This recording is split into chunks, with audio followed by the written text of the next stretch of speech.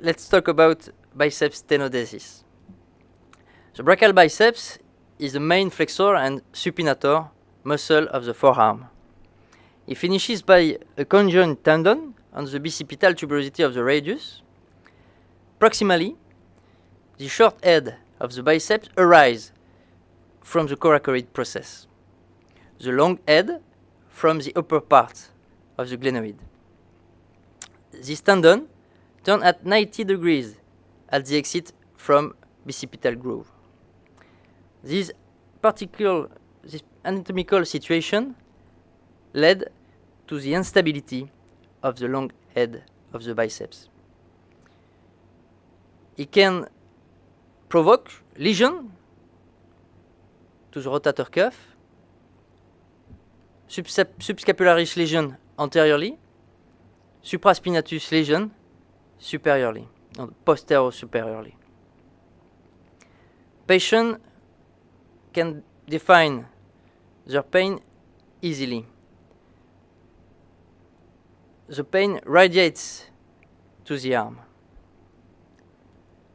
This tendon may rupture by itself, and we can observe it clinically with the Popeye sign, very famous sign. Let's talk about arthroscopy and lesion. You see on the left a normal view, a normal posterior view, the humeral head, glenoid, the biceps, and the subscapularis tendon, all normals. On the right, humeral head, you can see the subscapularis tendon and subscapularis cleavage with the biceps tendon here, dislocate in the subscapularis tendon. The biceps, this lesion was obvious, but the biceps can hide his lesion. So we have to make dynamic tests and palpate. For dynamic tests, we do sliding test and hourglass test. We do anterior elevation to watch the bicep slide in its groove. In case of hypertrophia, the biceps will be blocked. With palpation, we can reveal the biceps inflammation and instability.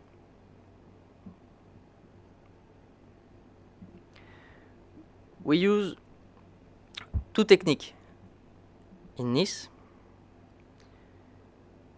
Suture anchor fixation. We find the biceps tendon in its bicipital groove. We put an anchor lateral to the biceps, and we realize two lasso loop with clever hook.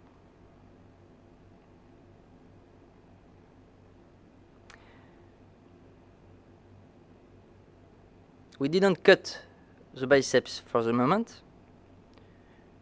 We fix it first, then we cut it.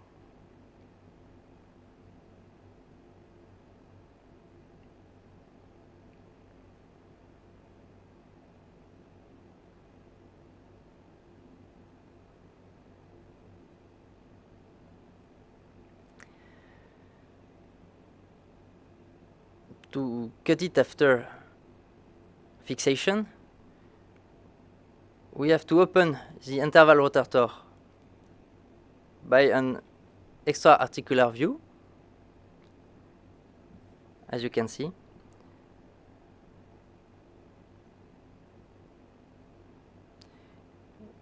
We do that to have a good tension of the biceps, a natural tension.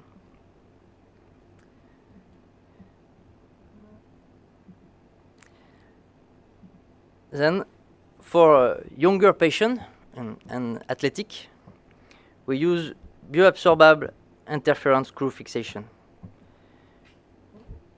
We will see a dynamic test with the hourglass test that reveal the anterior lesion here.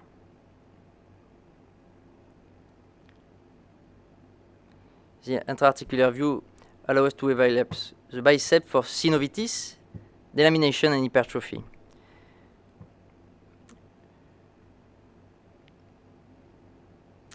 We put a needle to fix it,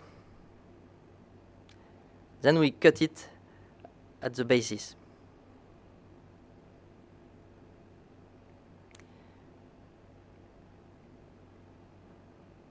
We maintain the arm in flex position about 20 degrees or parallel to the floor with slide internal rotation 10 to 20 degrees. With coagulation device, a minimal bursectomy is performed. Optimal tensioning of the biceps is crucial for an effective tenodesis, and every step should be performed with this in mind, including control the rotation of the biceps. The biceps is grasped from the proximal tip and exteriorized.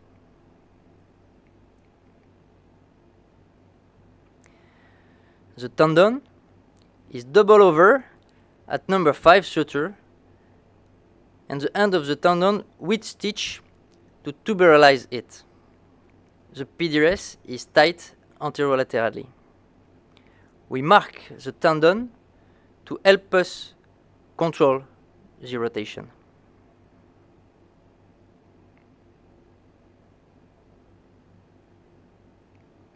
The tendon diameter is measured to determine the reamer size for an appropriately sized tunnel. The interference screw is typically 7 mm in diameter. The starting hole is made 1 cm proximal to the 3 sisters. The guide weir positioning perpendicular to the humerus and parallel to the lateral acromion, and impact to the lateral cortex. The appropriate size cannular reamer passed over to adapt 25 mm. The entrance for the tunnel is prepared to remove debris and create a smooth float.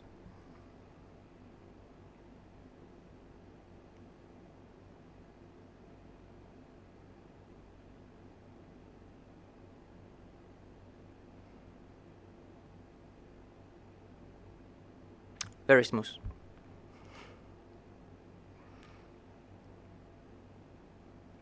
We reinsert the tendon with a cannula.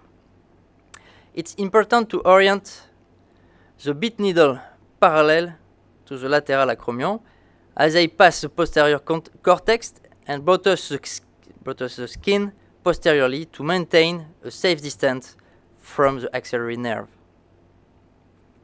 We use the green sutures to place the biceps into the tunnel, and we control the tensioning of the biceps. The elbow is extended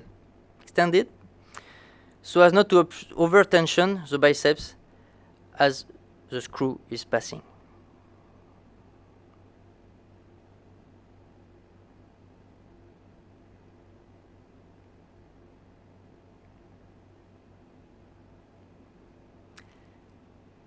You can see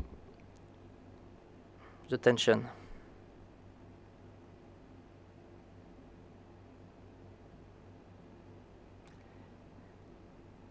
Thank you.